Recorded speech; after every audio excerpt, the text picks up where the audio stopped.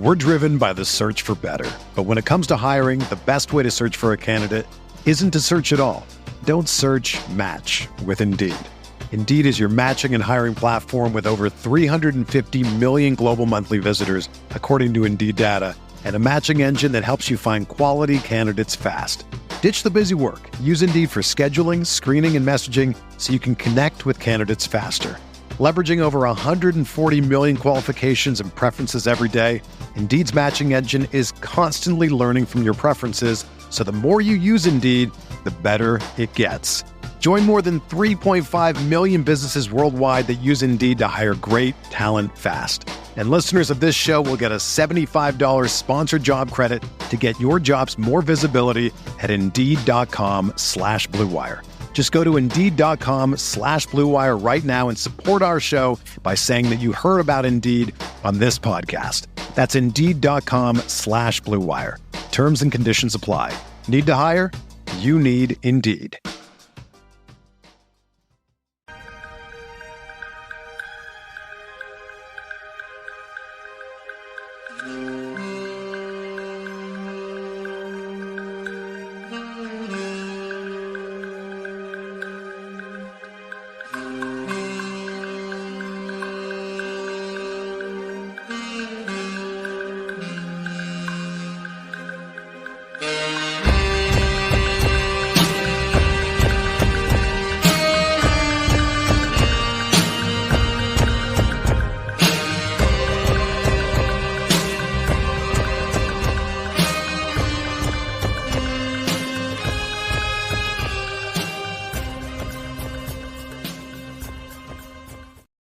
Hello, Mavs fans. Thank you for joining me once again for a season-ending, sad episode of Group Therapy. The only way we were going to end with a Mavs party is with the Mavs championship, and they were unable to do so. They lost in Game 5 of the NBA Finals, 106-88.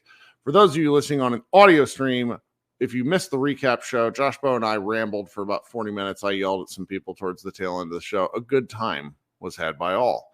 If you're looking to join this show live, we already got 7 people hanging out in the comments. We got 2 Glens, my favorite Glens on planet Earth. We got my friend Sam showing his face. We got Sudarshan from India, Rain from Australia, or I'm pretty sure it's Australia, not New Zealand. Don't want to fuck that up.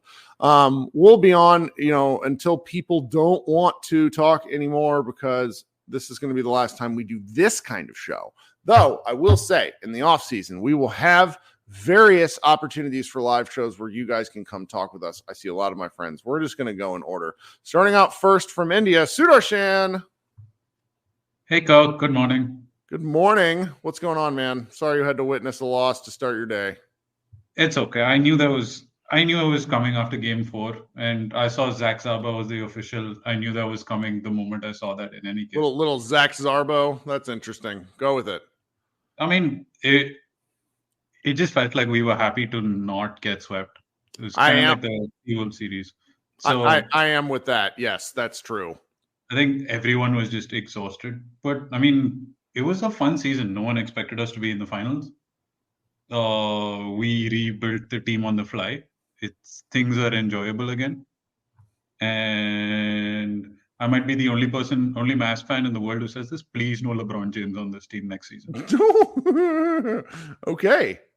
I do not. I mean, we just went. We have enough drama as it is, with all the national media just constantly shitting on all our players all the time. I don't think we need the LeBron drama on top of all of that.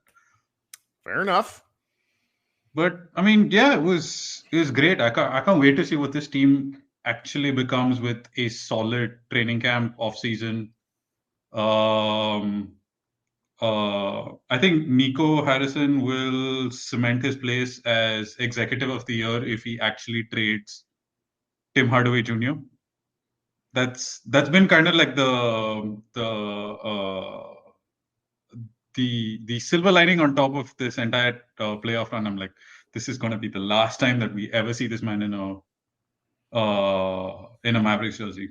So it's so hard, man, because I get why everybody wants him gone, because he's just not it, and because frankly, kid can't help himself. But he helped keep the team afloat at some really bad times. No, and that's great. But then the point is that when you're 32, and you're in your 10th or 11th season, I would expect a little maturity in his game. The Yeah. fact that he still is situationally unaware to the extent that he is, that's what pisses everyone off.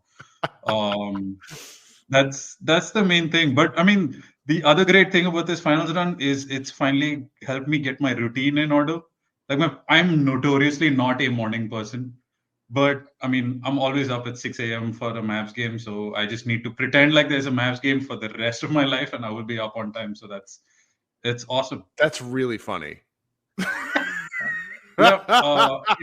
In fact, during the 2011 finals run, was just after I'd graduated from college, and I'd taken a year off, and my mom was kind of aghast at the fact that I would wake up at 5:30 or 6 a.m. to watch the Mavs, but then the rest of the days I'd be up at like 12. Like it was. She's like, I don't understand how crazy you are. And then I was showing her the entire Mavs or just general basketball or even European football fan base, and I'm like, there are other lunatics like me. I'm not alone in the universe. Yeah. That's amazing. Yeah. But yeah, I mean, shout out to you and Josh for actually doing this the whole season. I can't imagine how exhausting it must be for you guys. Man, you know, it's going to sound kind of weird. Actually, it's not. Anybody that knows me knows, like, I spent 2011. My wife and I had been married for a couple of years. We didn't really have a lot of friends where we lived. We lived in this tiny apartment. And I watched the Mavericks championship kind of with her and me and our dog. Like, I had nobody to celebrate with. I remember the Mavericks won the title and I took my dog for a walk. I had nobody to talk about this stuff with. And so, like, I get that. And yeah, because I'm sure you do actually with your situation. It's like when you find a basketball fan, it's probably like, hey. I mean, forget the basketball fan, a Mavericks fan here in India.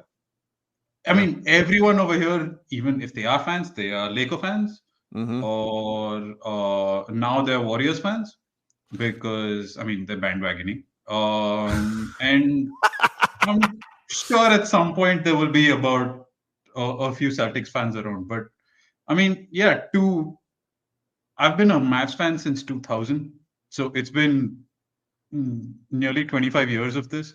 So I mean, yeah, in some sense, it's been a weird situation. I'm gonna post something in the private chat that you can see, but it's another India-based Mavericks fan. He's a sports writer, but if you don't follow him, you should. His name is Ishan. Yeah. Okay, good. Ishan Bhatta? I don't want to fuck up. Ishan Bhattacharya. Yeah. Yeah. He's yeah. I do see his stuff occasionally. Good. So yeah, I mean, I'm really glad you've joined. I'm really glad you're hanging out, and I look forward to talking to you more. All right. Yeah, and I mean, this might be a little weird or anything like that, but I'm probably going to be in Dallas in November. Cool. So we should catch up for a beer or something like that. I trust me. I hang out with all the weirdos. My single favorite thing. I did get kicked out of one Mavs group chat for some old bad tweets once. That was fun, but I've since gone to other Mavs hangouts. All right. Thank you so much, Sudarshan. We'll talk soon. Okay. Take care, man. All right. Talk soon. We just had somebody try to join when the studio was full. We have a packed room. I'm kind of surprised by this. So, you know, if you're in line, stay in line. All right. So I recognize everybody else in the chat, and there's somebody with a absolutely incredible stage name of Bangladesh Timmy. And I have to bump Bangladesh Timmy to the front of the line because I'm just assuming it's Bangladesh Tim Hardaway here to defend himself. Hello. What's going on, man? You know it's your boy Henry. Oh my God, Henry, son of a bitch.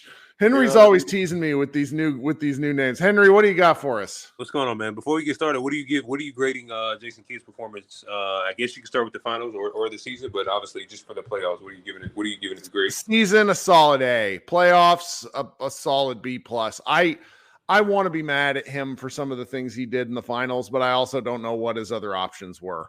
I mean, the Celtics do like the vice when Kyrie and Luka started the series so tight.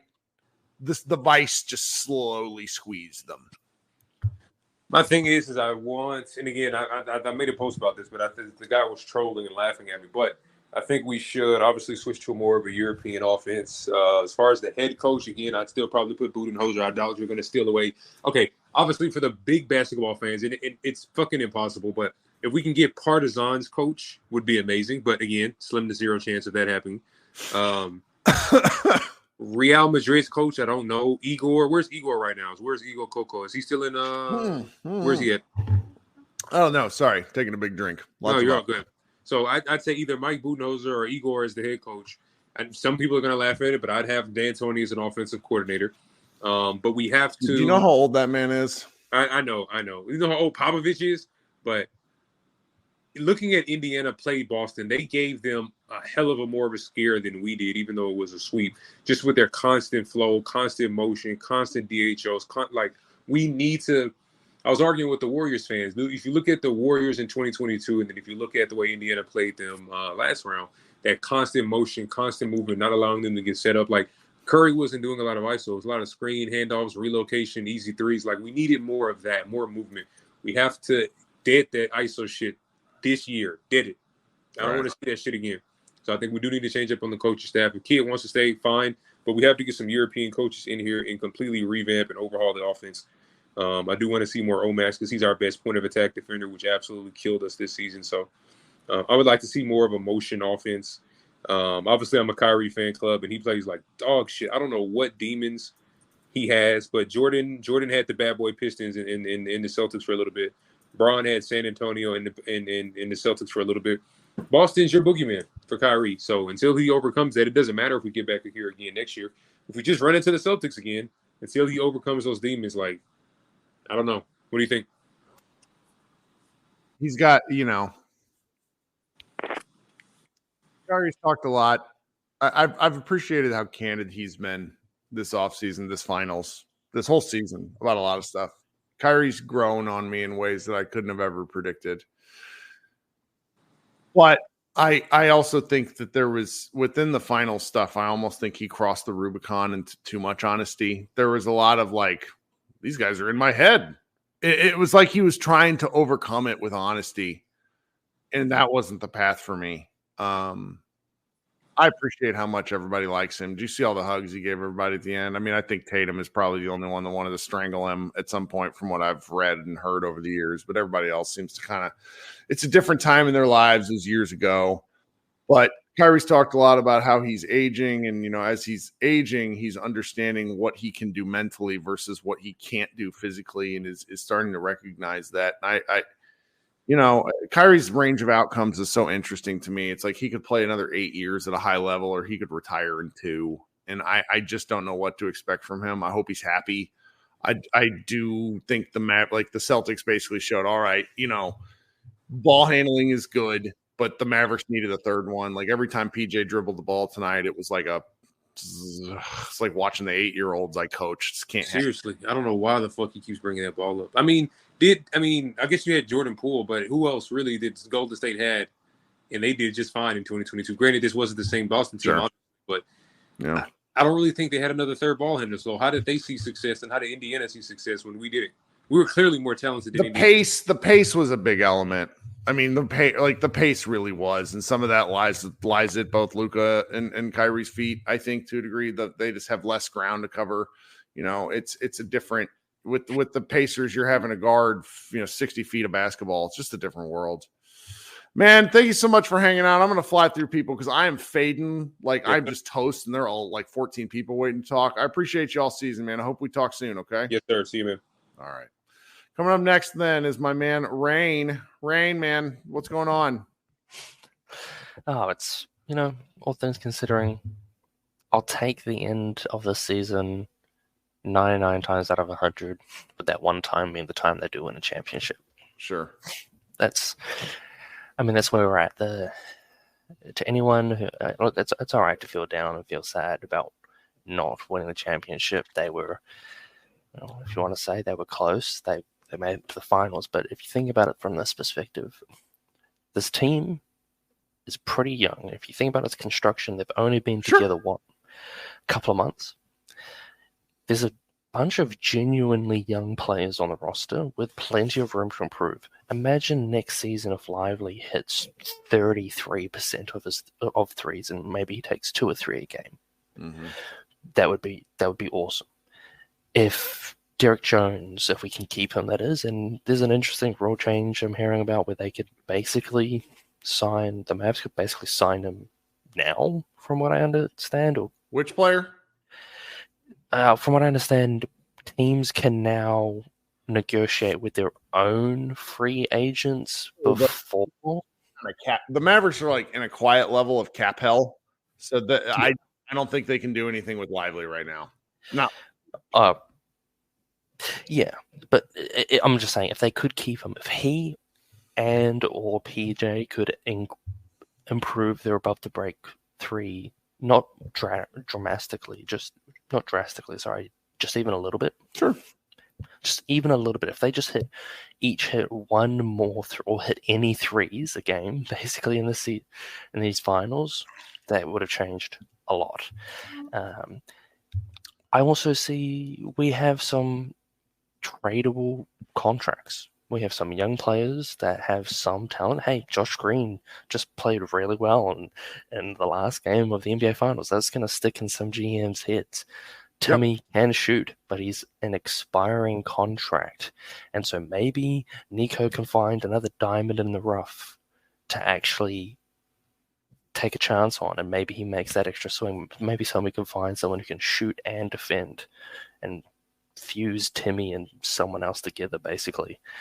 There's a lot of ways to potentially go up from here if we think about it that way. And maybe necessarily they don't reach the NBA Finals next season, but the team itself is also in a better spot. So I'm choosing to look forward and see that the future is bright. Like it. I think it's a fair take, man. I've appreciated you joining and hanging out. All right. No worries. Thanks, Kirk. We'll catch you later. Talk soon. All right. Coming up first of my 2 regular callers, we have a Glenn-based power ranking I'm going to have to establish because we have 2 Glens that I very much enjoy. Glenn, what's going on, man? What's up, Kirk? I am just I don't know how I'm going to make it through the rest of the work week. Slowly, with a lot of caffeine, probably. My caffeine intake would worry my doctor. So what you got going on? What are you thinking? So I'm going to stick with what Rain's saying, and it's not just because I'm a super Mavs fan. I said this at the beginning of the playoffs. For us to make it this far, I know Boston had a historical season, but I can't imagine or think of a team that's been put together on the fly with bubblegum and duct tape. And to try to back out of the mistakes of Seth Curry and Grant Williams and make it all the way to the big old NBA Finals and I mean, put our name on the map. I think next year and the year after, I think all of our major role players are signed for at least a minimum of 3 years, and most of them are 25 and younger. Never has happened in my Mavs fan life, I feel like. Like Dirk and Jason Terry, maybe, and then they just kept making trades and doing stuff. But guys that I would kind of consider core competency players, there's a lot of them. It's great. And I know, we've been, the legend of Omax has kind of grown, but man, I've watched some of his G League highlights and some of the things that I know that he can do. He may step into this rotation next year as a 12 to 13 minute guy doing, I believe he can get to the point of next year already doing probably what Derek Jones Jr. is doing now. I'm curious. He's a big person. That's one thing that really doesn't get and long. He's long. He's only 6'7", but he's got great big shoulders. He turns 22 March 3rd. So it's I normally am the kind of guy that I'm simmer down on the young player guy. If you are really into Omax, lean in. He in essence will be our first round draft pick for this year because that's what it's like. I like that take. And I know in the G League they specifically wanted to work on having him bring the ball down the court, almost a la, which is funny. The dude said he didn't want LeBron James. The style that they're actually trying to use him offensively is to actually bring the ball down the court and come downhill. He's been super effective in that. His 3-point shot is amazing. I don't want to spend the time talking about Omax. I just want to say what we have going forward with our contracts that are under control, with our assets that are tradable. You know, we want to get rid of Josh. If we want to get rid of Exum or Timmy.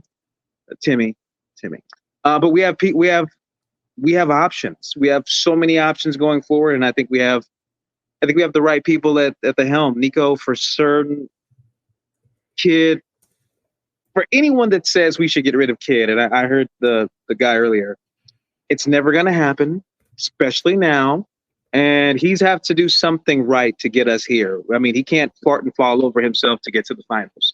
So I am officially going to get off Kid's back and not overreact over all of the next bonehead decisions he will make in the offseason and over the next year.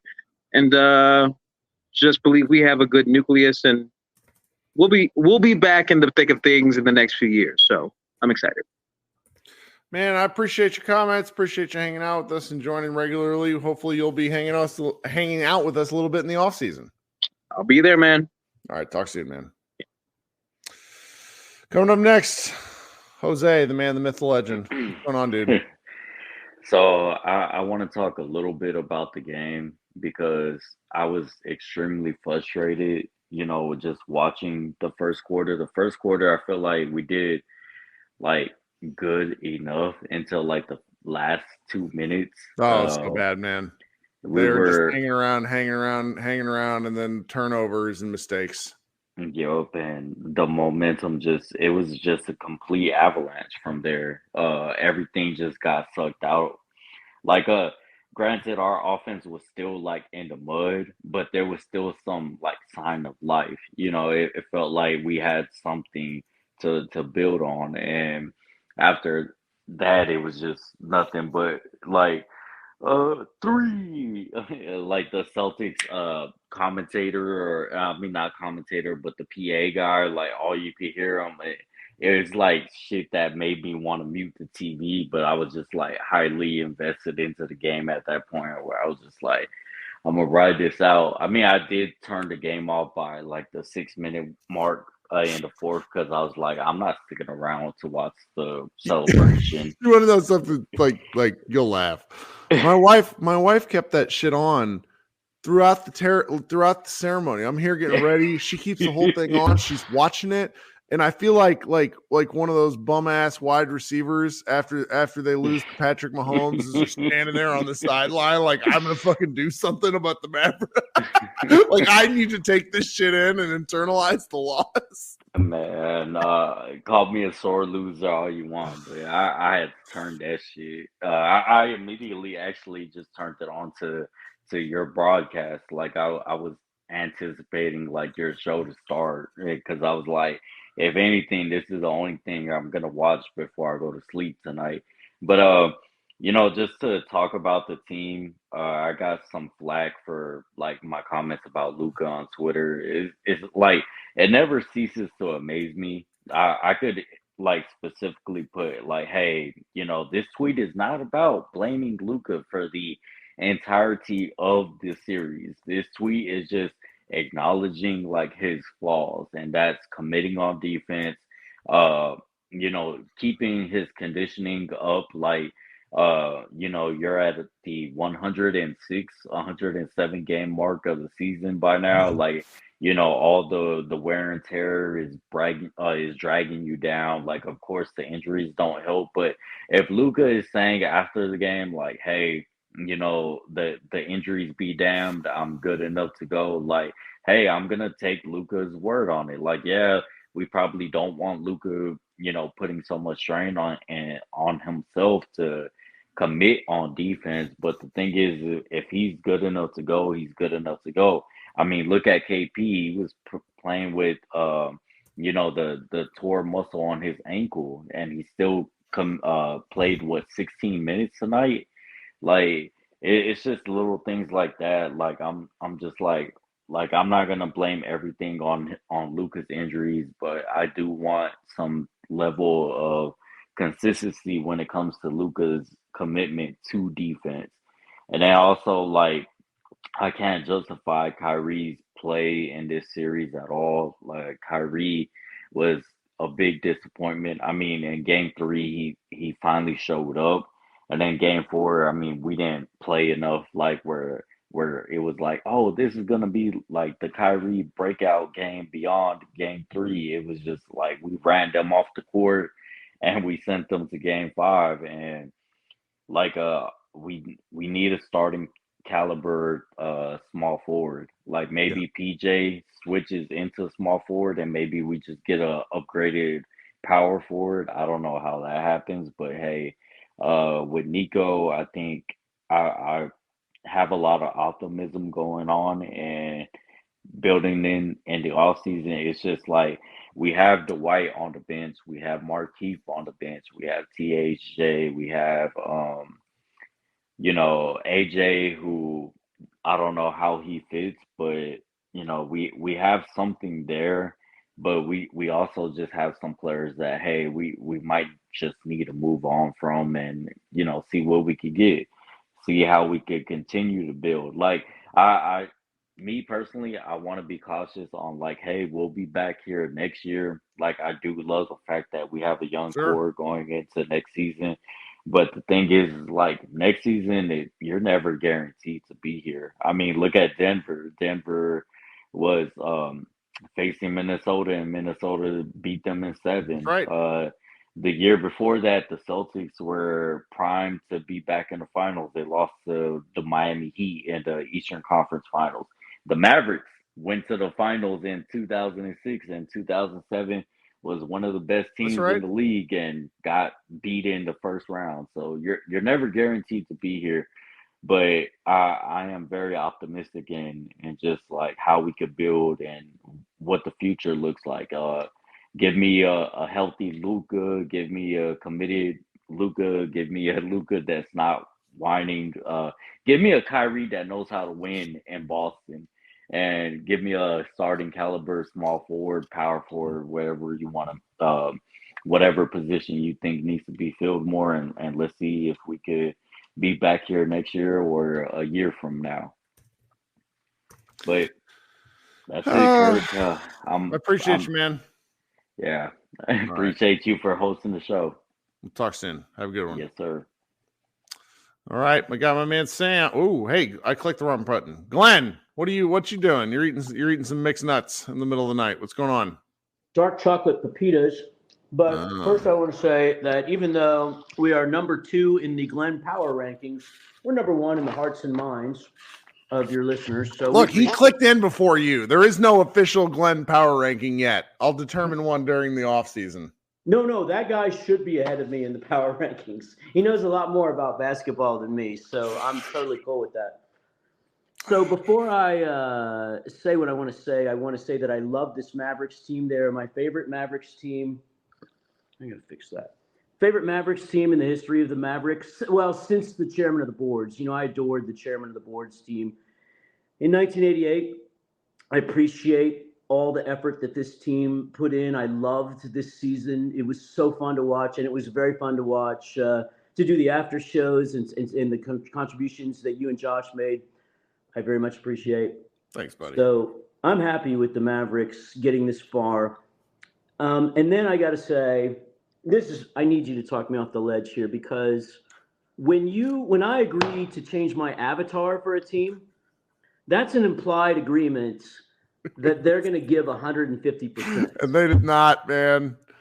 The juice was awful tonight. I just got to say that out loud, man. They came out. There was a great clip from one of the WFAA guys, the local ABC affiliate, that had them in pregame and like the practice, and the energy just looked incredible. And they came out just looking like what's a politician? It's the dead cat bounce. Like they just were like nothing. They had nothing. It was awful. On one play, I thought they looked like Joe Biden freezing up. And I'm not a Democrat or Republican. No, but I know what you're talking about. Just a little bit of like what the fuck? Like there's a lot of that. It was not great. There was a rebound where I was like, Luka, you froze up like a deer in the headlights. What are you doing? Yeah. I saw Josh Green, 150% out there. The rest of the guys, it looked like they just didn't treat it like a final game of the finals. They're tired, I guess. I mean, I don't know what the excuse is for this. Well, But to me, we're so far into this show, I don't think anybody will really care. To me, what happened is they came out and they got out physicaled early. Mm-hmm. And there were probably 3 plays in a row I thought Luka got fouled bringing the ball up the court or driving. Mm-hmm. The rest didn't call it. Yeah. And Dallas did not adapt to the physicality. And then, so they're making it, they're hovering, they're hanging. All of a sudden, it's like 15-16. Then all of a sudden, it's 28-18. That's what killed them for me. The Celtics heaved that first big haymaker in the first quarter, and Dallas never bounced back. That's what I saw. But did you see what I saw was 50-50 balls all going to Boston? I mean, Drew Holiday was just like, he was everywhere, man. And the long rebounds really do kind of feel like 50-50 balls. But there were times where it's just like, I mean, there was one play, Maxey was up at the top of the screen boxing out Al Horford, and the motherfucker doesn't even try to go for the ball because he's just so busy like shoving his forearms into Al Horford's chest. And Luka's like, get the ball. And because it was Maxey's rebound. It really was. Like, it wasn't. And just the Celtics just beat the Mavericks in the margins. And one of the things I remember hearing about the 2022 Warriors-Celtics finals was that the Warriors beat the Celtics in the margins. And the Mavericks were not prepared for that this entire series. And that, maybe elements of game 3, definitely game 4. You would have hoped they did something different, but they just didn't. Yeah, I thought they were going to come out tonight just diving for every loose ball and they didn't. Just throwing it, just saying, hey, I don't care if I never play again. I want to get this rebound, whatever it takes. And I just didn't see it. So, you know more about basketball than me. Actually, I was hoping you would tell me I was wrong. But I guess no, because you watch it and you're just like, yeah. Again, it's not a comparable thing. But like, I've been spending the last several weeks like talking to 8-year-old, 7-year-old little boys that I coach. And it's like, only thing you tell them is like, the only thing within your control is your ability to play hard. Shots aren't always going to fall. You do everything right. Shot isn't going to fall. You might be able to play great defense and somebody's going to score over you. But if you play hard, you have to trust the process that everything else will work out in the end. And one of the things that was very true to me tonight was the Mavericks as a team did not play hard enough. They did not. So. Yeah. That's the way I feel. All right. Well, thank you again for everything you've done this season. And hey, you get out here. Let's go see some Summer League games. That's right. See something optimistic. I'm excited about. I thought Jelly Walker was the best thing about our Summer League team. So much. Like, Summer League is such a wild time. It's like the worst music festival imaginable with NBA players. Yeah. Can't recommend it enough. Glenn, thanks so much, man. We'll talk soon. Yeah. Thank you, Kirk. All right, now we're going to Sam, since I can press buttons correctly. Sam, what's going on, man? What's up, Kirk? How you doing, man? Good. Your handsome face matches your baritone voice. I appreciate it. I figured, last game of the year, I might as well pop my face on camera real quick. So what you thinking? So first, after that buzzer hit, I don't know why I watched the end. I was kind of like letting my frustration. I'm like, man, this sucks. But after a couple minutes, I said, you know what? The Mavericks need this. Like Luka especially needs this because obviously, we had Dirk. 2006 happened. 2006 was worse in my opinion because we were up 2-0 and we blew that. But just the fact, the way that we came out, the way that he came out, and I wouldn't say he was necessarily bad this series. I mean, he had good accounting numbers, but just everything else was just not great. Just with Luka, and of course, I'm not going to blame Luka because I don't think I'm going to blame Luka. I'm not blaming him. Sure. He was a guy here, but just everything else that goes around it. He had to have his, like you said, his Celtics moment when Celtics got to the finals and they were up 2-1 and then they let it go in game 4 and then they got beat. So now he has his moment. So now it's either he's going to learn from it and he's going to come back and just be a man on a mission, or, he's content and he's going to be happy and he's going to go play for Slovenia in the Olympics and then, put more of it onto his body. I don't know what he's going to do. So I don't want to talk about the game no more. We got beat. Boston was better. It was fun to hype for a couple hours. Mavs and 7. I was part of it too. I gotta wait a week to switch my profile picture back. No shit, man. Like I was bullied into it by all, and I don't care. It's fine. But it is like someone's gonna need to remind me because I'll forget. Yeah, I haven't changed my picture in like years at this point, so I was like, whatever. But I pretty much agree with what everybody else has been saying about like just the team outlook as a whole. I like PJ. You know, it's gonna be nice to have him for a full off season, see what he can do and develop. Obviously, I think D-Lob's gonna be the starter next year. You know, barring something crazy. You got Gafford coming off the bench, so our center rotation's fine. Luke and Kyrie, you know, Kyrie's obviously, you know, not on the right side of 30, but he's still going to be solid. You know, you figure Luka, just being 25, he's going to get better. And I'm really interested to see what Nico does in the offseason because I feel like we got that mix. And I feel like just watching Boston the way they played, because, I mean, this whole postseason, they didn't really go deep in their bench. They were like 5, 6 deep or 6, 7 deep, and that was it. And that really helped them because they had top end talent. But you look at somebody like a team like Denver this year when they didn't have a Bruce Brown and they didn't have a Jeff Green coming off their bench, and that really hurt them, especially against Minnesota. Because I think they were better than Minnesota, but Minnesota was built to beat Denver. Mm-hmm. But it's a series like so much about the playoffs that gets overlooked is like it's a series of matchups. I mean, I've long held this would get me murdered. I think if the Mavericks in 2011 had to play the Memphis Grizzlies of 2011, they would have lost. That's for us that year. The Grizzlies beat the shit out of the Mavericks. Now I could be wrong there, but that's just one of those things. Proud Vet saying Kuzma was right. Friend of the program, Proud Vet, comes in here a lot. I implore you to shut the fuck up. Okay. Go ahead. I mean, if Kuzma was right, I mean, he said that they're not on a championship timeline, and we got to the championship. Meanwhile, he can have fun having 15 wins in Washington, but that's the right. Getting to draft a French guard with the first overall pick, who has I kid you not, like the worst athletic rating since Adam Morrison. Yeah, whatever. Now I will say this: it would have been nice to score like Kyle Kuzma on the team. I will say that, but you know, again. Whatever. I have faith in Nico. I do think they do need a third scorer. They need somebody who can dribble. Like give me a third dribbler. Exactly. I mean, Dante Exum, I mean, I don't mind keeping him coming off the bench next year.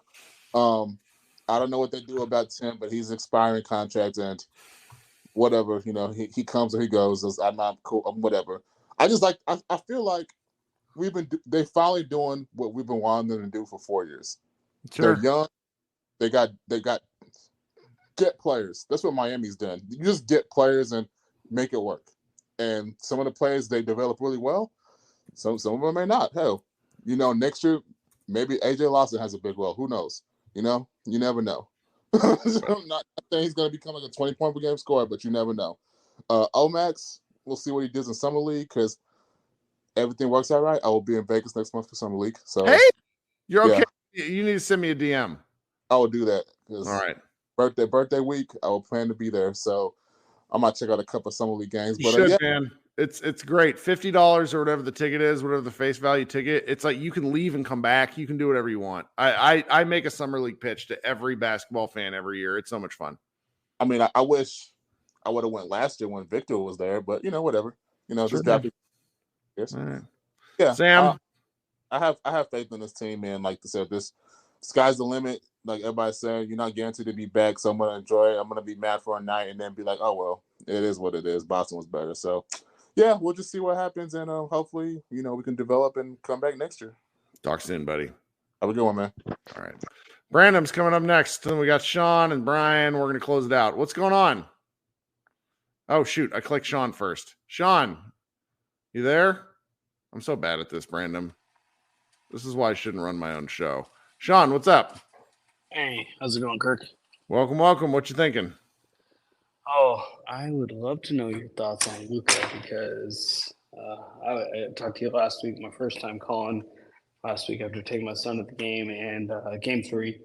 And I'm just trying to figure out what to make of this because I think Luka in the first half, it was close. We were right there. We're just kind of rocking with them, 8, 9, 10 points. And he's just jacking threes left and right. He's he was at one point 0 for his last 15, going back to the previous game.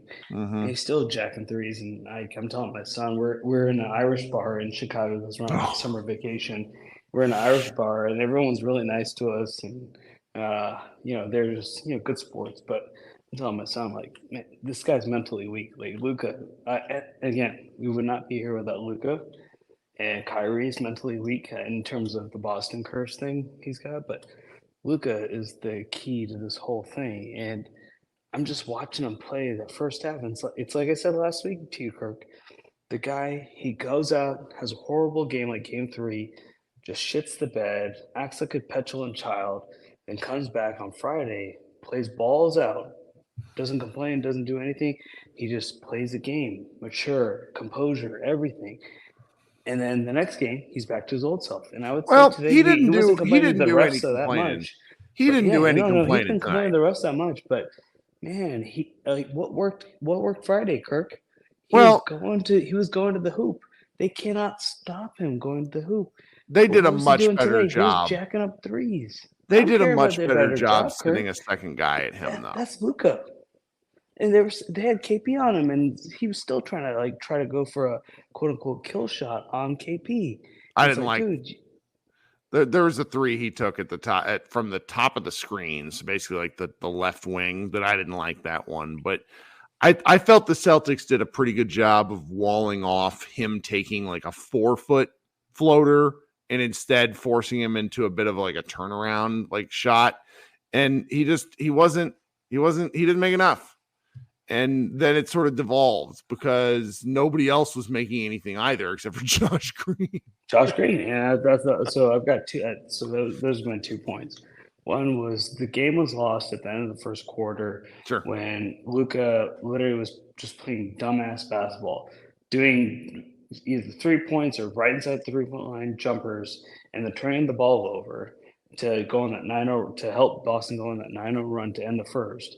And then PJ Washington, I mean, we've talked about it.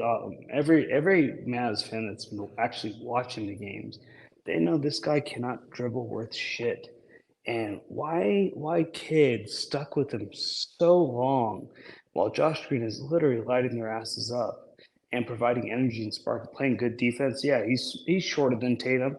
Tatum will score over him every time, but at least Josh is giving you something on the other end, while PJ is giving you nothing. I'm not an anti-Luka fan. I'm not, but like at the end of the day, you want to be the hero. You want to be the all NBA player. You want to have all the accolades. You got to be a true leader. And today I just saw more of the immature Luka just jacking up dumbass shit and taking the easy way out versus trying to go to the paint and do what worked so well Friday and get this team another win. Because I guarantee you, this comes back to Dallas. Everyone knew. That's why all Mavs Twitter was trending number 1 in the country.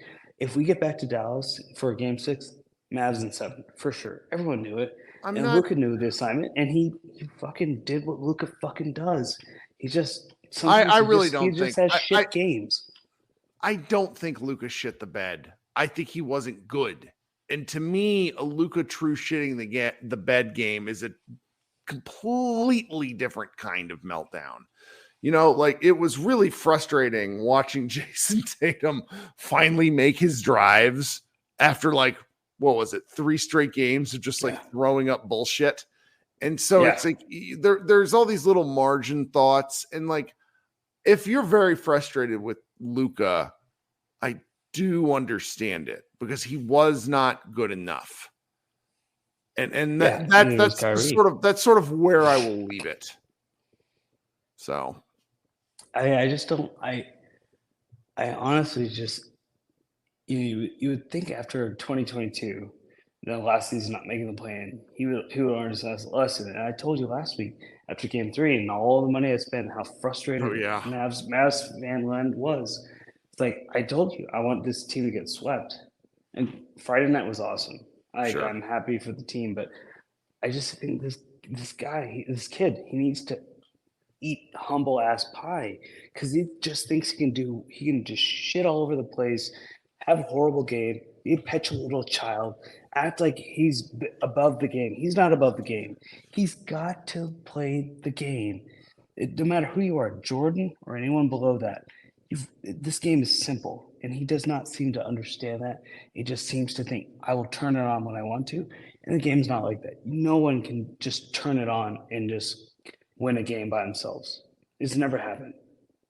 Like game after game in the finals, he just can't.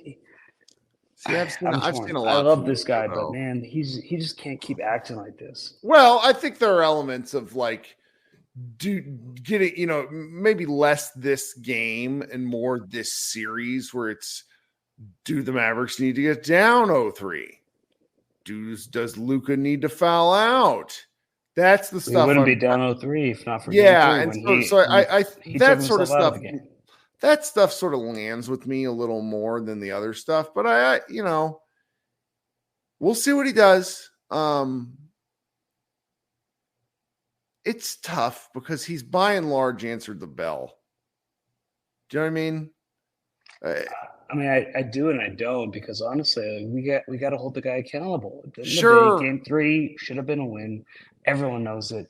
And then today, like, where was the same fire, the same? I'm telling you, the Celtics. I'm telling you, like, quite literally, just from watching the game, the Celtics guarded him a hell of a lot better. Like he was seeing a second guy earlier in the first half. Sure, but Luka threes are kind of part of the game. If 2 of them go down, do you feel differently? Yeah. Like the one that killed me was the air ball from like 35 feet. The one that killed me was in mid to late third quarter. We cut it down to 17. We were getting some stops. We cut it down from 26-20 down to 17. And then we get a great turnover, a steal, I think. And then he just jacks up a stupid 3. And I'm in this this Irish pub, and everyone just there's nothing worse than being in public when your favorite player or like your team's best player is dying on the vine. I hate that. Oh yeah, and I yelled, "Not another effing 3, Luka!" And everyone just started laughing. And everyone's like, "Your son is right there." I'm like, "Don't judge me as a parent right now. I'm not a parent. I'm a fan." That I feel. I do. I'm just like, Jesus. I mean, Luka stopped shooting through so a little bit, then he jacked that one up, and that was the game. I mean, to me, that was the game. We had stopped him, I think, 3 times during the third quarter. We cut it down to 17, and we lived off going to the cup. And all of a sudden, he just decides again, we take another stupid ass, weak ass step back 3.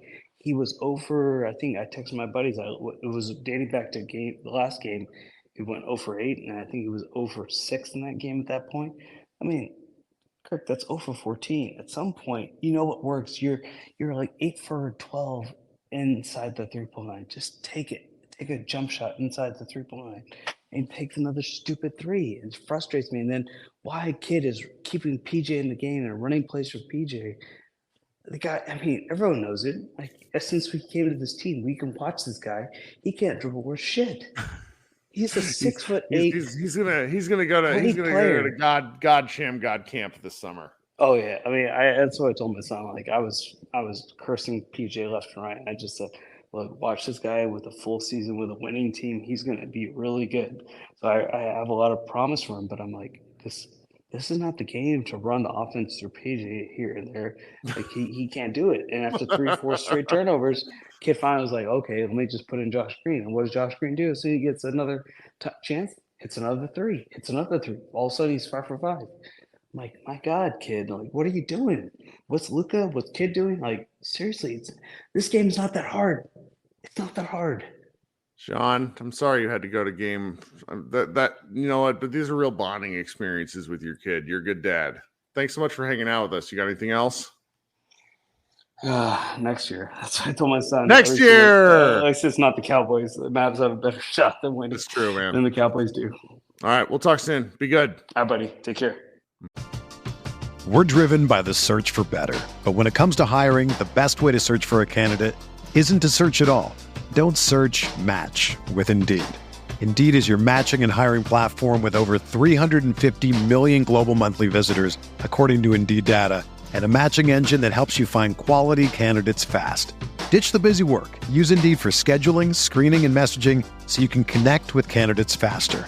Leveraging over 140 million qualifications and preferences every day, Indeed's matching engine is constantly learning from your preferences, so the more you use Indeed, the better it gets. Join more than 3.5 million businesses worldwide that use Indeed to hire great talent fast. And listeners of this show will get a $75 sponsored job credit to get your jobs more visibility at Indeed.com/Blue Wire. Just go to Indeed.com/Blue Wire right now and support our show by saying that you heard about Indeed on this podcast. That's Indeed.com/Blue Wire. Terms and conditions apply. Need to hire? You need Indeed. All right, coming up next, Brandon, and then I'm going to skip ahead to Jason Gallagher, who's staying up very late for us. Brandon, what's up, man? Kirk, that's the new motto next year. I need a shirt. Hey, you know what? Basketball season starts in 4 months. Yeah, every year is next year with the Mavs. But, Kirk, I mean, if you go back to the 2011 season and fast forward all the way to, when they picked up Luka, the Mavs roster was a wreck. Think about it. There were a bunch of old guys rotating, starting guards, and they couldn't really get talent. Everybody they were signing were either there off of a trade, and they were sitting out the rest of their contracts, or free agents, or, kind of like Maxey or draft picks, Dorian and Smith Jr. Fast forward to the Luka regime, and things are starting to gel, and not only that, but you fast forward to the Nico regime, where there's actually purpose. There's people being positioned as opposed to people just being put there based off talent. So I mean, no longer are the Mavs trying to hit the home run. Think about this: after the Mavs won in 2011, they had a bunch of big names, but they were all old. And to me, I feel like that's what Cuban wanted. He wanted a bunch of names that stood out and a bunch of people that could, probably draw in a crowd. Well, they had made so many future leveraging plays. They brought in Sean Marion as part of this crazy-ass 4-team trade in 2008. They brought in Jason Kidd using, like, Keith Van Horn's retired dead body. They like like the Peja Stojakovic joined the Mavericks, and I think they closed a loophole after that offseason after Peja. There was a lot of things that came together to work for that team, but then of course Cuban didn't run it back. But this is a young team. I think if you are bullish on them, I think there's reasons to be bullish. I think if you think that this team needs to continue to be built upon, I think the Mavericks would agree with you. And they do need to be built upon, and I feel like they should run it back because they need an identity. I don't think they really know what to do with PJ. They ran the 3-and-D offense so long. Think about Wes, Dorian Smith, and Bullock. They've ran that same play with those people over and over again. It's repetitive. You know what to get. They're going to stick him in the corner and have him shoot threes. They need to know what else he can do. They need to know what Exum could do. They need to know what these role players can do.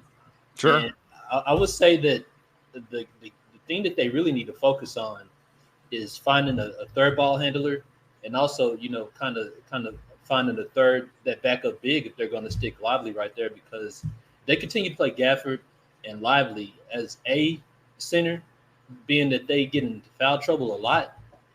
They, I would recommend, maybe having a stretch four or somebody like that. But they have talent, but they don't really have identity. They went out there this season. To me, they won based on chemistry and will. Well, I think they molded an identity based off of defense, and then I think the Celtics essentially said, "Fuck your defense. We're going to bomb from 3." And the Celtics were a lot more talented and a lot more physical to me than Dallas, and that kind of left opportunities. Think about this: when the Bulls went and got Rodman, they filled that gap, and I feel like Dallas needs to find some way to definitely fill that third ball handler gap, because that's a lot that they're asking out of Kyrie and Luka, to put in so much energy, just pushing the ball in, having to find a way to score. But then also, not really having I don't know, that third score is going to be really important, because to me, and I could be wrong, I feel like their option was PJ as the third scorer, and I wouldn't feel confident going into a full season with him being my third option. Yep, I'd agree with that. Thanks so much for hanging out, man. What else you got for us? Anything? That's it, Kirk, man. I hope you enjoy yourself at Summer League. Well, I mean, we'll talk soon. Josh and I'll probably be coming back as soon as a little later in the week doing some series like season reviews. And, I'll figure out how many times I can do these live shows. Last summer, I did a whole bunch during the summer, like on Fridays, but I got a boss this year that I'm pretty sure follows me on YouTube. So I don't know if I can do that. Yeah, that's so good. All right, man. We'll talk soon. Thanks, Kirk. All right, coming up next, I'm going to let him jump the line. I hope Krishna and Brian forgive me, but Jason Gallagher, Mavs fan, content creator, producer of some of your favorite podcasts. Jason, what's going on, man? What's up, buddy? I know you never see me when you come to town. I know. We're doing this now? You sound like my mom, honestly. She says this. What's up, man? How you doing? Dude, first off, man, I hope people give you your flowers for doing this. It's so much fun as a fan. It's a lot better than like being on the Twitter. I'm looking at it, everybody's just fucking screaming at each other, and I'm just like, if you don't like screaming, you're not gonna like what I have to say first. Oh, okay. What I have to say first is this: look, fans can absorb things however they want. That's right.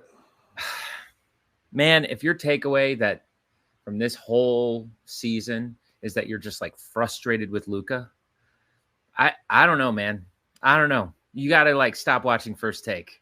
You got to turn it off because the Mavericks were not down 0-3 because of Luka Doncic. Okay, they're in the NBA Finals because of Luka Doncic in large part, and other teammates as well. Jason Kidd included, Nico Harrison. It takes a lot of people, but Luka Doncic is the main reason why they're there. Sure. Luka Doncic didn't play that dissimilar to how he's been playing in games 1 and 2. He had a bad game 3, great game 4, looked completely gassed in game 5. I don't know what to say. Can I ask you a question? Yeah. Do you think game 3 is a turning point? For him to change? Yeah. Because Windhorst went on the Hoop Collective podcast, and Windhorst was the one who lit him on fire, and a lot of Mavs fans we were had a bothered by long talk. Brian and I had a long talk. So, but Windhorst said that him and other people were like, this. Everything we've been told is that he's been like this since he was like 13 years old. Yeah, I don't. And so it's like he's 25. Like, I don't know, but yeah. I genuinely think that. Getting to know sort of like the players' perspectives and all this is like, how do you tell a player to stop being what has made them who they are, competitive and whatnot? Now, obviously, I'm with you that certain things can get better. There's literally no doubt about it. I'm completely with you. So like the reason I bring this up, game 3, quarter 1, Josh Bo's there in the arena. I made Josh go to a finals game. He said he's never seen anything like when Luka fell to the ground after a non-call that wasn't a foul, where he sat there and argued with the referee and gave up a Hauser 3. And the crowd is imploring him to shut the fuck up. His teammates are imploring him to shut the fuck up, and he just won't do it. And so like that sort of stuff, like there's just right. But what I would say to you is, and Josh, is this. Well, there's two things. One, a similar thing happened. And I want to say game 4 of the Oklahoma City series. He played one of his worst games, 10-2. And there was a bit of an intervention, and he came out in game 5 and dominated. All I would say is this. I just kind of can't believe that in a playoff run like this, that is what people are talking about, because bad games will happen to literally every single player. And this is Luka's version of a bad game. Sure. When he lets his emotions take over himself. If you've seen Inside Out 2, it's literally the plot. But what I'm saying is like, they were down 0-2. He was the only player who showed up on either end in games 1 and 2. The idea that Kirk, who? I get it. No, who? So when a guy has no help on offense and defense in games 1 and 2, you don't think that like permeates in other ways? Like, I want him to improve. I just can't believe people are looking at this season as a whole. Oh no, not the whole. It's just if you're microanalyzing X, Y, and Z, and I'm like, dude, you know what Luka needs to do? Be Luka, come back, be Luka. Hopefully mature. Hopefully work on the defense this summer. I don't know if you've ever seen the Drew Holiday workout videos where he Oh works. my God. It's like watching a shark eat fish. Let's let Luka work on that. But I just the amount of joyous moments we've had as Mavs fans, and to point to Game 3 or to point to this or that, I'm just sort of like, I don't know, man. I think the Mavs were down 0-3 because Kyrie Irving can't play in Boston. I think the Mavs were down 0-3 because the role players don't like to play in Boston. I think the Mavs were down 0-3 because Boston was clearly better. Oh, yeah. Probably overwhelmed a guy. And, it's just like when you're down 0-3, it offers a lot of time and perspective to brace yourself for a loss. And I kind of was like watching, and I wasn't like that terribly upset. It was just sort of like, hell of a season. There's no fucking way. There's no way anyone looks at that roster, whether you're an expert, anyone, and saying that team is going far. And the fact that they did it and they built this team in less than 14 months, that is literally unheard of. It's literally unheard of. Yes. I mean, I will say what the post-trade line roster building told me is that every single one of my and Josh Bowe's criticisms from 2020 to 2023 was unbelievably valid, and everybody that yelled and screamed at me is wrong. And yeah, I mean, because but it is valid. All I'm saying is that the unheard ofness is the fact that it was stitched together so quickly. I mean, this team hasn't had a training camp. No, that's unbelievable. No, and there's a lot of stuff to be optimistic about. The fact that we now know that, okay, Jaden Hardy really got thrown into the fucking fire in the playoffs, and we know who we got now. And it is, I'm excited. I'm very much looking forward to the Josh Green, Jaden Hardy wars of the offseason. That's going to be a good where people are like, that Jaden Hardy. And I'm like, yeah. All right. Well, I'm extremely happy about this season. And the way that it. Oh, me too. It wasn't thrilling, but Boston was that team. They were who we thought they were. And sure. They played like it, and it made, any loss like that really shows your holes. And it's like, shows your holes. What do you think? What do you think of that one? Yeah. It's a pretty good line, right? I do. Sorry. I occasionally see a comment in the chat where it's like somebody just going off their rocker, and it's like just having such a firm take, et cetera, et cetera. It's you like seem tired. You seem worn out. Oh my God, man. Are you kidding me? Like the baby needs ear tubes. He has had six ear infections in 7 months. So I keep going through it. And it's like, my wife and I are like, and real quick, I called Jason offline about an opportunity I got a couple of weeks ago. And I'm just like, why do I keep doing this? It's like you reach that point at this point in the season, like every couple of weeks, but we got so much, thank God, Adrian Wojnarowski and his because there's a lot of stuff you can talk about, like with free agency, like starting today. And I'm really kind of glad that actually hasn't taken over. I was very worried about that. The offseason starts soon. The Mavericks have notifications on. The Mavericks have the 58th pick in the draft. They also, once they get out from underneath this Kristaps Porzingis obligation, I think they free up some things. So, There's people in the chat of like watch comments like, oh, the time is now. And it's like, okay, yeah, the time is now. But like, I'm also remembering like, what was it? 4 months ago? No, not 4 months ago, like 12 months ago, where it's like, oh my God, the Mavericks drafted a rookie center. Are they stupid? Yeah.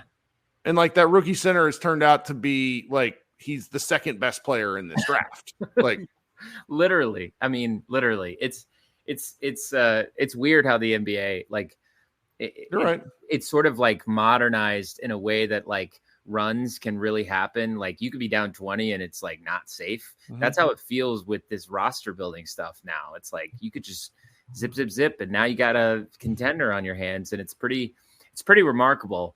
I do hope that all of the team works on the things they need to work on, because they also need to hire a free throw shooting coach. For my own edification. That was probably the worst part of the night. That shit hurts. All right, I'm going to show you something. Because I'm a good free throw shooter, by the way. Can you see this? Yeah. So that my wife got me a Christmas ornament, and are you number 35? back in the day, Because back in the day, and then she's got 41 is my baby Grant, and then she's got 77 is Parker. So that's lovely. that was a great Father's Day gift. It's a Christmas ornament. Anyways, yeah. Well, you know what? So the last thing I want to say is that this was really the year, because I'd been working in media for a very long time, and I'm going to be super, super honest and vulnerable here. Kirk, stop reading the comments. I'm just kidding. But in all seriousness, this was the first year where I kind of let go of just being like a media member. You know, when you're trying to make it and you're like, I've got to be objective. I've got to do this. Back when I was a writer, obviously I had to present myself that way. And then as you're constantly trying to prove yourself, it's like, oh, I've got to appear this way online or whatever. This was like the first year where I just really, really let go. I know I wrote Hallelujah, but like really let go. And was like, I don't care. This is what I am. And if people who work with me don't like it, it is what it is. And between doing these like live streams, you doing this, some of the Mavs fans I've met online and, you know, post game and all that other stuff. Go to bars where you don't invite me.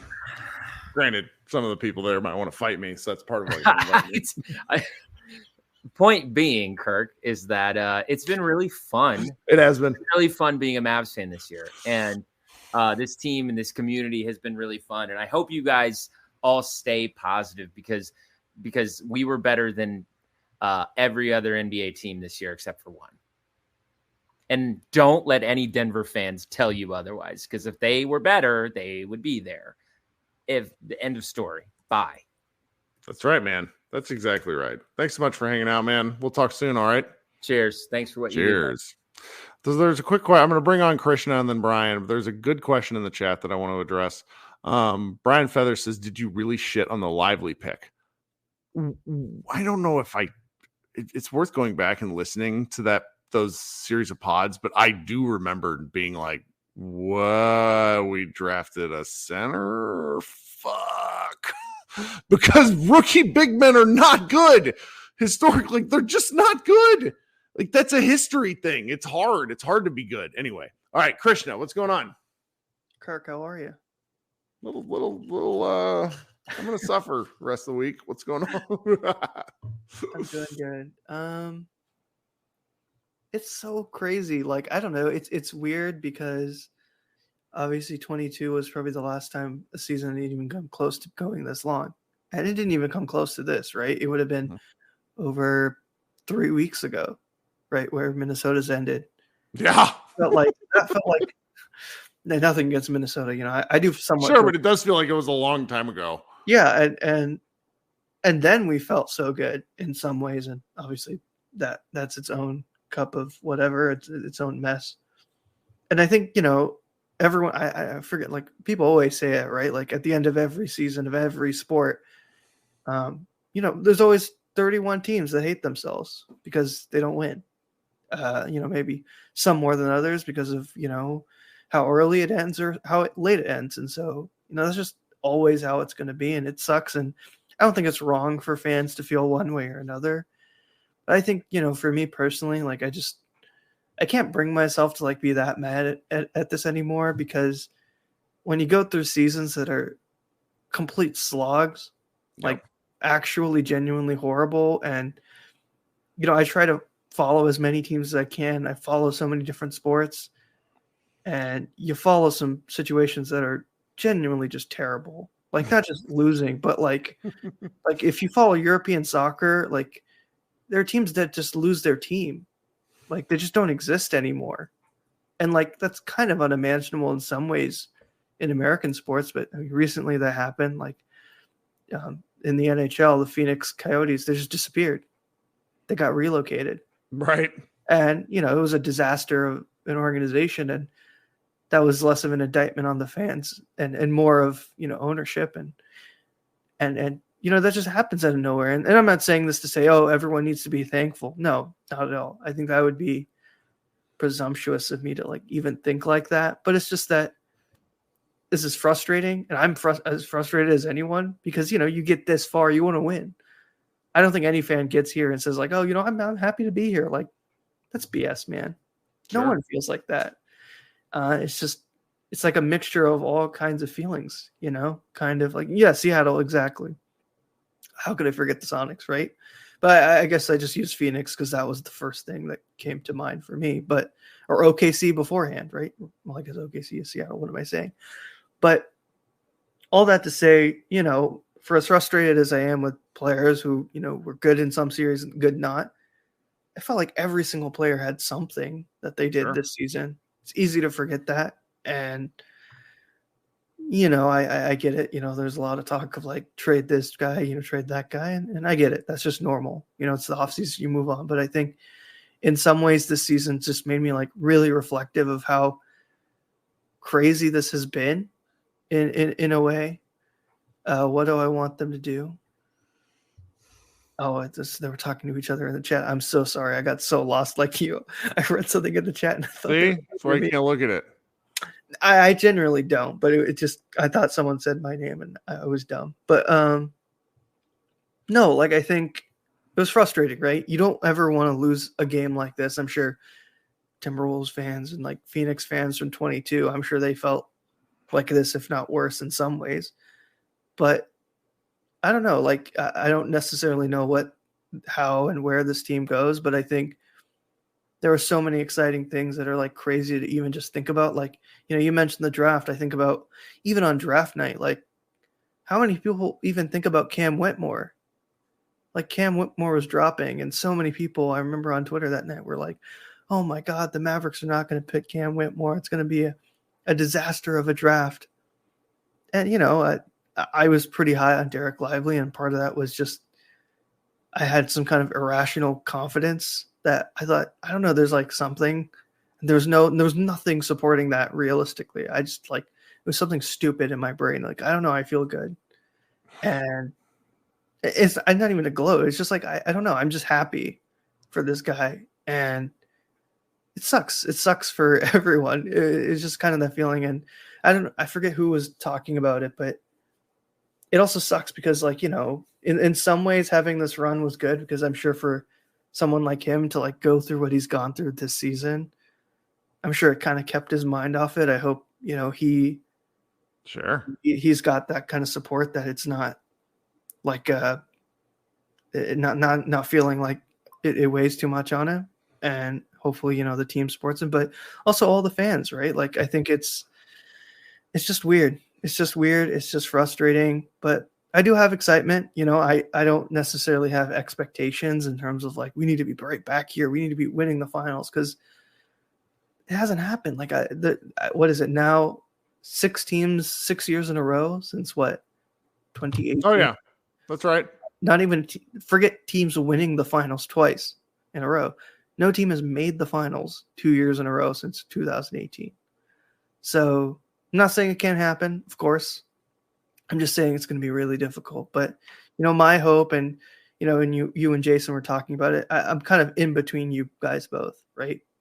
I do think in some ways Luka is this successful because he has such a my way or the highway attitude, and it's just kind of frustrating. But I also agree with you that like, yeah, he does need to like learn, right? But I think I've got maybe also an irrational confidence that he's such a psycho and such a maniac that like he took losing 22 pretty hardly, and he took pretty badly. He took losing last year pretty awfully. And I don't think, we always like, there's always the dumb narratives and the media, like, I'll be honest, national media narratives I could give 2 craps about, in all honesty, because they don't matter, because they don't care enough. They're never going to cover enough. Like you, Nick Angstead, all the Brad Townsend, all the, local coverage, even like slightly, all these people who, you guys watch the games every single day and you cover the team so closely.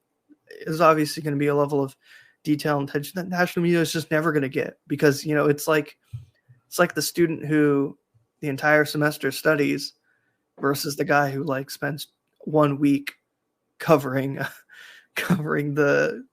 team, like covering the material right before the exam. Sure. There's a huge difference in it. Maybe you kind of understand what it is, but you don't. And so all I really want to say ultimately is there's still excitement. I'm excited. I am excited too. I'm also like my eyes just hurt. You're not No, doing no, anything no. wrong. I'm like I Don't feel worry. like ass. Don't worry. I feel like ass too. I hate losing anyway. Like I follow so many sports. I just get used to it all the time. Like I've got another team that's probably going to go to a final and probably get walloped because that's their history. And the Rangers are kind of bum asses now. It just happens. And then I think it's weird. I don't have anything analytical to say because this is just not, like, for me at least, that kind of moment. And I think it's okay for everyone to feel how they feel. And hopefully we all just get excited again for the draft and whatever that holds in the summer league. And then I don't before want we to know it, draft. Are you fucking kidding me? If I have to care about the 58th pick in the draft, then I've lost the thread. Christian, I got somehow have 4 more people to get through. You're the best, no man. worries. Take care, Kirk. Talk soon. All right, coming up next, Boots on the Ground correspondent Brian Roby. What's going on, man? Hey, how are you? I am sucking right now. I am dying I'm withering on the vine. What's going on? Yeah, I feel like I'm super tired too. But I don't know, man. I'm just like all the people. I feel like Jason said it best.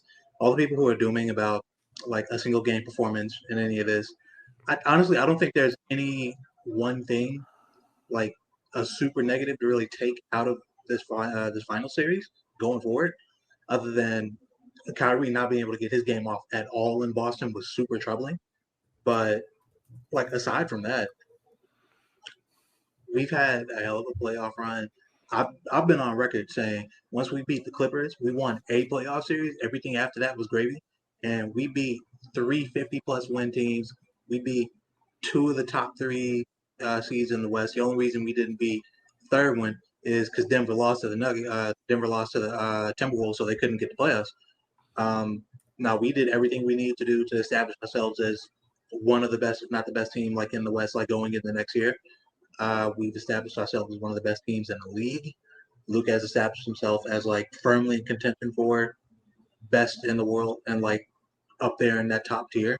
Like when he's really on, he learned some hard lessons that he needed to in this final series. We're seeing just how consistently, even when Tatum, who again clearly not as good a player as him, even when he wasn't able to get his shots to fall, even when he wasn't able to really get his game off, and like his shot selection was failing him at times, he still found other ways to really be impactful, like whether it be through defense, whether it be through making simple reads, passing through offense.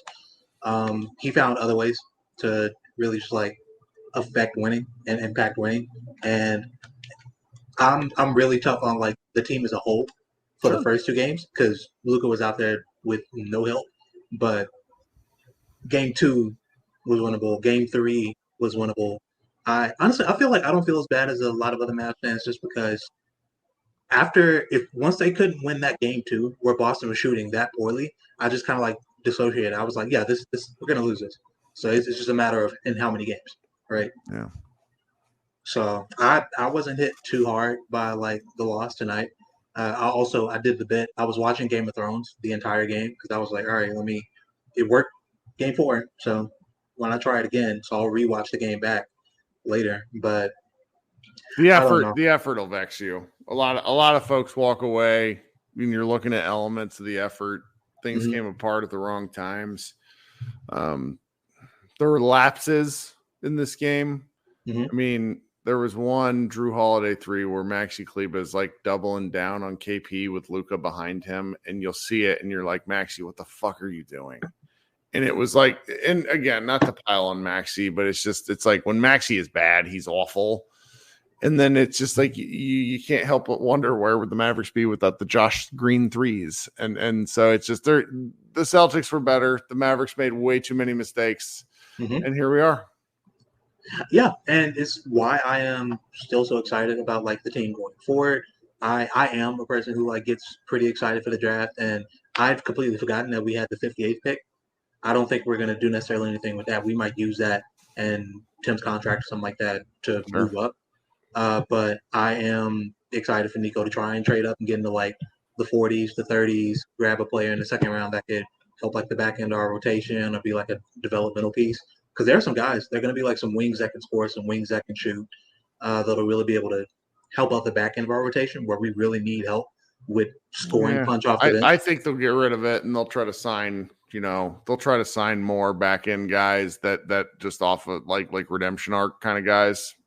Yeah, they're definitely gonna have to hit free agency too to shore up the rotation. But I do think that Nico being as good as he is at the draft and us actually having a pick, no matter how low it is, I do think they're gonna end up drafting someone on draft day. It's a matter of when and who, but I'm gonna trust them to look into that, and I'm excited to start just like going through more draft profile stuff. Like I've already been doing it for a week now, but start going through more. I mean, it wasn't even like the Mavs are out, so let me just focus on this. I just genuinely like to do it. Sure, but no, it is fun. Draft season is fun. Yeah, it's so much. It was fun just to have some pure hopium, right? Yeah. So I was huffing that for like a week or so. That's gonna be fun. I'm looking forward to digging into all that. Then free agency starts midnight now, so Right. they're already. If they haven't already hammered out that deal with Derrick Jones Jr. I think they have to move on from Tim before they can do anything. I like legally under the cap. I don't think they can do anything. So. Oh yeah, I'm pretty sure they've already talked to Derrick about a deal though. Yeah, well, I think there was something on ESPN today that was like the market rate for Derrick Jones Jr. was 2 years, $22 million a season. Like there was some wild shit on ESPN today, so I don't know what's going to happen there. But I don't want to talk about that right now. I'm too tired. Yeah, we'll say that for another time. Tim, gone though. Maxie might be gone too. There may be a Jeremy Grant, not for you. Maxie and Tim can go work on the low post. Yes, hey, Maxie, thank you for your service, brother. You were awesome in this playoff run before you got hurt. We love you. Hope you appreciate the money. You're gone. Tim. What? Adios. Grant Williams is in the Celtics locker room celebrating. Well, yeah, he was going to do that with whichever team won tonight. You come on. You knew he was going to do that with whichever team won tonight, though. When he showed up to the game, you knew, okay, he's going in whatever locker room wins. Which, I mean, it's kind of fair. Both teams traded him and then went to the finals. Yeah, they traded him. They should make. Come on. All right, I can't do this. Brian, we'll talk soon, man. All right, man. Peace. All right, coming up next is John. John, welcome to the show, man. Thanks for waiting. Hey, Kirk. Welcome. What's going on? So, saw the game this morning because this is Hong Kong time. And, the game reminds me of one of Carlisle's favorite phrases, disposition. The Mavs just didn't come out with the best of dispositions because they were just out hustled, especially on the offensive rebounds. Yes. But, overall, this season has delivered a lot of good memories. I mean, if you look at the past decade or so, the Mavs made the finals 3 times in 18 years? Yes. And not a lot of Western Conference teams can say that. I mean, yeah. Maybe period. San Antonio, Golden State, and then the Lakers. So, I mean, they won 5 series over the past 3 years. And that's just great for the fan base. Yep. Obviously, I'm a big fan of it. Right. I mean, today was there was just an air of inevitability about this game because the Celtics are going to come out and try and close the Mavs out, which they did. But yes, in the bigger picture, the Mavs are doing well. I'm very pleased with where the team is. Otherwise, I wouldn't be here talking about them in the middle of the night. Sure, I can imagine. It's 1 o'clock over there? Yeah, almost 1. I'm real. This is all caught up with me in a hurry. I apparently also need to train better in the off season in order to be able to withstand a 100 game season. Right, Kirk, I've been following this show of yours since I believe the KP trade about 2.5 years ago. Hey, so making my debut on your show is a lot of excitement. I'm really glad you waited this long to hang out with us. I know it's not easy just sitting there in the middle, while on the queue. I try to get to everybody. I'm really grateful you joined. It's all right. I bet you didn't know you have fans in China or Hong Kong, right? So you are the first Hong Kong based fan. We've had fans from Brazil, from Italy, from obviously Slovenia, a couple of France and Germany. We had on Australia, New Zealand, and India earlier in the show. So I am always just delighted. Nothing makes me happier because I said earlier in the show, when the Mavs won the title in 2011, I kind of celebrated by myself because I wasn't living in Texas and I didn't know anybody that really liked basketball. So this is just a great joy to me to be able to celebrate with other fans or commiserate like tonight. Right. When the Mavs won in 2011, I was in high school, and I believe I skipped a day of classes just to catch games 1 to That's 6. amazing. That's pretty good. Glad I didn't have to do that, but I mean, what a season! I mean, who would have envisaged making it to the Not me, finals? man. Not me at all. I'm too much of a grump to be positive on the team, but I did have a great time this year. I'll tell you that much.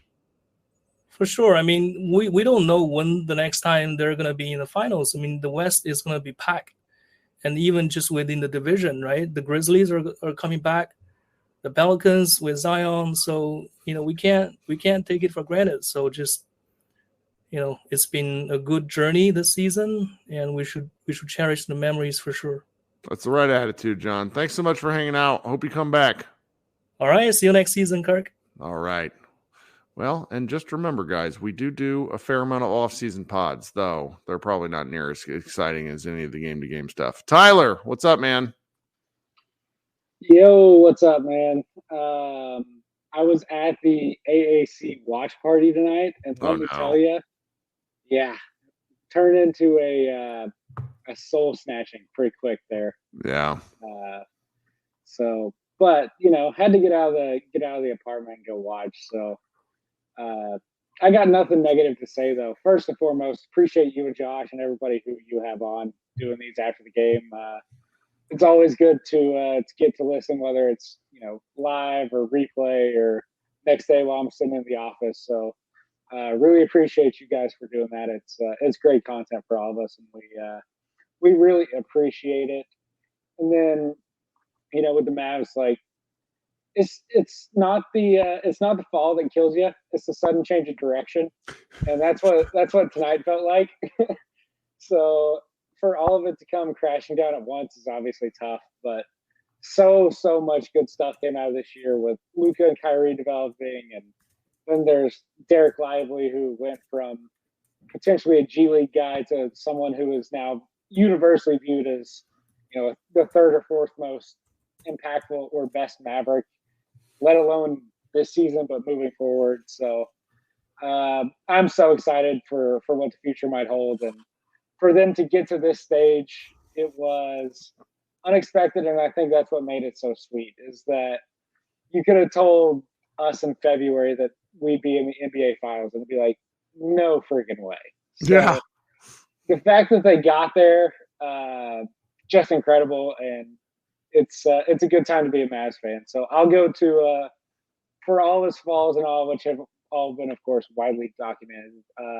I'll go to battle with Luka 7 days out of the week, 365 out of the year. That dude's a killer, and I have no doubt that he'll come back better next year. And I cannot wait to see it. Yep. All right, Tyler. Thanks for joining. Appreciate you, dude. All right. Appreciate you as well. Bishop in the comments says, I kind of hope that Luka skips the Olympics to lock in with a dietitian and a conditioning coach this offseason. I think your best bet is to hope that Luka and the Slovenian team doesn't advance out of the qualifying round. Like, he is a bajillion % playing. Like, that's, there's everybody that hopes for this sort of stuff needs to understand that he values his international experience more than he values an NBA title. He has said so repeatedly. That said, Luka might be the second tallest player on the Slovenian national team, which doesn't bode well for their Olympic chances. All right, coming up next, Dunning-Kruger Jr., fantastic joining name. What's going on, my friend? Hey, how are you, Kirk? I'll I be quick, mate. I am Sorry. great. Thank you for joining. Thank you. Long-time listener, first-time caller, all of that sort of thing. I've been fan of the Mavs since sort of 2004-05. After 2011, spent a lot of time consuming a lot of content from Mavs Moneyball. So, and then the podcast in more recent years through those dark times in between the Dirk and Luka sort of eras. So I just wanted to first and foremost, say a big thank you to you and Josh. Many hours spent listening.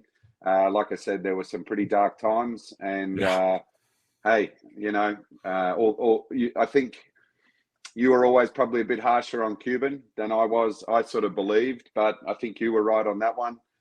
Since he sort of seems to have had a bit less maybe involvement, I think that sale has been in the wings for probably a bit longer than we realised. So I think he probably has been a little more hands-off and giving Nico some time. So I think you were right on Cuban. But yeah, look, I've probably cried a few tears after the games went down 3-0. I still hoped, but I sort of thought this might be the end of what's been a magical run. I just wanted to say a big thanks to you and Josh, to all the Mavs fans who I've listened to give their takes. Some I agreed with, many I didn't, but hey, I listened to them all. So wonderful podcast. I know you and probably most of us feel a bit shitty today, but the future is bright, even if we can't see it right now through all of the green haze that's hanging over us all. But yeah, we've got some good internal growth, and I think we've got a front office that's functional. And after all those years where that wasn't the case, I've got some hope. I think Nico can tweak what needs to be tweaked.